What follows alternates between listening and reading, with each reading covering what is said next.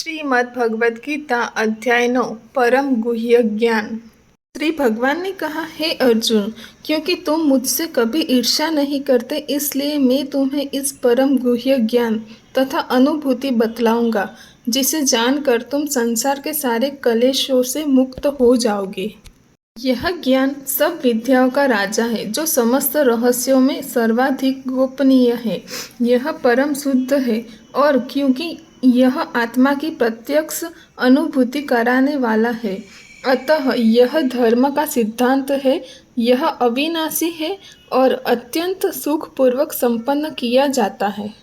हे परंतप, जो लोग भक्ति में श्रद्धा नहीं रखते, वे मुझे प्राप्त नहीं कर पाते, अतः वे इस भौतिक जगत में जन्म मृत्यु के मार्ग पर वापस आते रहते हैं। यह संपूर्ण जगत मेरे अव्यक्त रूप द्वारा व्याप्त है। समस्त जीव मुझ में हैं, किंतु मैं उनमें नहीं हूँ। तथापि मेरे द्वारा उत्पन्न सारी वस्तुएं मुझ में स्थित नहीं रहती। जरा मेरे योग ऐश्वर्य को देखो। यद्यपि मैं समस्त जीवों का पालक हूँ और सर्वत्र व्याप्त हूँ, लेकिन मैं इस विराट अभिव्यक्ति का अंश नहीं हूँ, क्योंकि मैं सृष्टि का कारण स्वरूप हूँ। जिस प्रकार सर्वत्र प्रवहमान प्रबल वायु सदैव आकाश में स्थित रहती है, उसी प्रकार समस्त उत्पन्न प्राणियों को मुझ में स्थित जानो। हे कुंती पुत्र, कल्प का अंत होने पर सारे प्राणी मेरी प्रकृति में प्रवेश करते हैं, और अन्य कल्प के आरंभ होने पर मैं उन्हें अपनी शक्ति से पुनः उत्पन्न करता हूँ। संपूर्ण विराट जगत मेरे अधीन है। यह मेरी इच्छा से बारंबार स्वतः प्रकट होता रहता है और मेरी ही इच्छा से अंत में विनष्ट होता है। हे धनंजय, ये सारे कर्म मुझे नहीं बांध पाते हैं। मैं उदासीन की भांति इन सारे भौतिक कर्मों से सदैव विरक्त रहता हूँ। हे कुंती पुत्र, यह भौतिक प्रकृति मेरी शक्तियों में से एक है और मेरी अध्यक्षता में कार्य करती है, जिससे सारे चर तथा अचर प्राणी उत्पन्न होते हैं। इसके शासन में यह जगत बारंबार सृजित और विनष्ट होता रहता है। जब मैं मनुष्य रूप में अविरत रहता हूँ, तो मूर्ख मेरा उपहास करते हैं। वे मुझ परमेश्वर के दिव्य स्वभाव को नहीं जानते। जो लोग इस प्रकार मोहग्रस्त होते हैं, वे आसुरी तथा नास्तिक विचारों के प्रति आकृष्ट रहते हैं। इस मोहग्रस्त अवस्था में उनकी मुक्ति आशा, उनके सकाम कर्म तथा ज्ञान का अनुशीलन सभी निष्फल हो जाते हैं। हे पार्थ, मोहमुक्त महाजन्म देवी प्रकृति के संरक्षण में रहते हैं। वे पूर्णतः भक्ति में निमग्न रहते हैं, क्योंकि वे मुझे आदि तथा अविनाशी भगवान के रूप में जानते हैं। ये महात्मा मेरी महिमा का नित्य कीर्तन करते हुए, दृढ़ संकल्प के साथ प्रयास करते हुए, मुझे नमस्कार करते हुए भक्ति भाव से निरंतर मेरी पूजा करते हैं। अन्य लोग जो ज्ञान के अनुशीलन द्वारा यज्ञ में लगे रहते हैं, वे भगवान की पूजा उनके अद्वय रूप में, विविध रूपों में तथा विश्व रूप में करते हैं। किंतु मैं ही कर्म कांड में ही यज्ञ, पितरों को दिया जाने वाला तर्पण, औषधि, दिव्य ध्वनि, घी, अग्नि तथा आहुति हूँ। मैं इस ब्रह्मांड का पिता, माता, आश्रय तथा पितामह हूँ। मैं श्रेय, शुद्धिकर्ता तथा ओंकार हूँ। मैं ऋग्वेद, सामवेद तथा यजुर्वेद भी हूँ। मैं ही लक्ष्य पालन करता स्वामी, साक्षी, धाम, शरण स्थली तथा अत्यंत प्रिय मित्र हूँ। मैं सृष्टि तथा प्रलय, सबका आधार, आश्रय तथा अविनाशी बीज भी हूँ।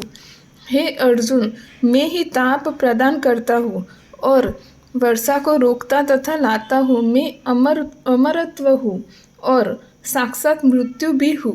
आत्मा तथा पदार्थ दोनों मुझ में ही है।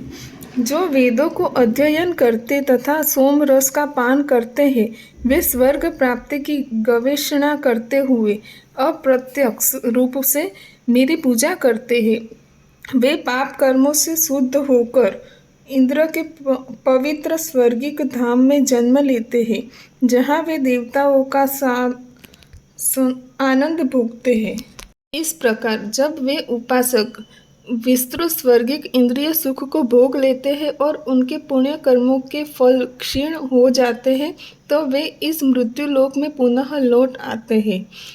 इस प्रकार जो तीनों वेदों के सिद्धांतों में दृढ़ रहकर इंद्रिय सुख की गवेषणा करते हैं, उन्हें जन्म मृत्यु का चक्र ही मिल पाता है। किंतु जो लोग अनन्य भाव से मेरे दिव्य स्वरूप का ध्यान करते हुए निरंतर मेरी पूजा करते हैं, उनकी जो आवश्यकता होती है उन्हें मैं पूरा करता हूँ, और जो कुछ उनके पास है उसकी रक्षा करता हूँ। मैं ही समस्त यज्ञों का एकमात्र भोक्ता स्वामी हूँ। अतः जो लोग मेरे वास्तविक दिव्य स्वभाव को नहीं पहचान पाते, वे नीचे गिर जाते हैं। हे कुंती पुत्र, जो लोग अन्य देवताओं के भक्त हैं और उनकी श्रद्धा पूर्वक पूजा करते हैं, वे वास्तव में मेरी भी पूजा करते हैं, किंतु वे यह त्रुटिपूर्ण ढंग से करते हैं। जो देवताओं की पूजा करते हैं वे देवताओं के बीच जन्म लेंगे, जो पितरों को पूजते हैं वे पितरों के पास जाते हैं, जो भूत प्रेतों की उपासना करते हैं वे उन्हीं के बीच जन्म लेते हैं, और जो मेरी पूजा करते हैं वे मेरे साथ निवास करते हैं। यदि कोई प्रेम तथा भक्ति से साथ मुझे पत्र, पुष्प, फल या जल प्रदान करता है तो मैं उसे स्वीकार करता हूँ। हे कुंती पुत्र, तुम जो कुछ करते हो, जो कुछ खाते हो, जो कुछ अर्पित करते हो या दान देते हो, और जो भी तपस्या करते हो, उसे मुझे अर्पित करते हुए करो। इस तरह तुम कर्म के बंधन तथा इसके शुभाशुभ फलों से मुक्त हो सकोगे। इस संन्यास योग में अपने चित्त को स्थिर करके तुम मुक्त होकर मेरे पास आ सकोगे। मैं न तो किसी से द्वेष करता हूँ, न ही किसी के साथ पक्षपात करता हूँ। मैं सबों के लिए समभाव हूँ, किंतु जो भी भक्तिपूर्वक मेरी सेवा करता है वह मेरा मित्र है, मुझ में स्थित रहता है और मैं भी उसका मित्र हूँ। यदि कोई जघन्य से जघन्य कर्म करता है, किंतु यदि वह भक्ति में रत रहता है तो उसे साधु मानना चाहिए, क्योंकि वह अपने संकल्प में अडिग रहता है।